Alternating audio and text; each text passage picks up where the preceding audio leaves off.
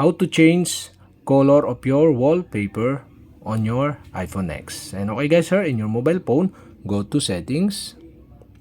In settings, scroll down and go to wallpaper.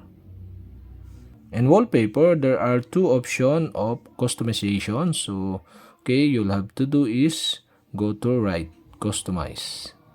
Okay, here you can change the color.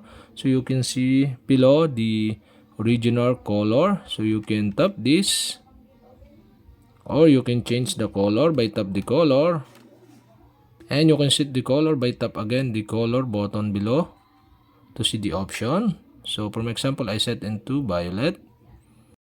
And okay guys, if you want to set into gradient, you can see the gradient color below. You can tap this, and you can tap again to see the option of gradient. So you can choose from this color. So for example, I set into yellow gradient.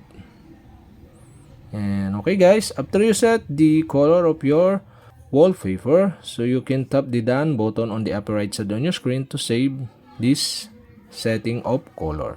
And that's it. Okay, you have successfully changed or set the color of your wallpaper on iPhone X.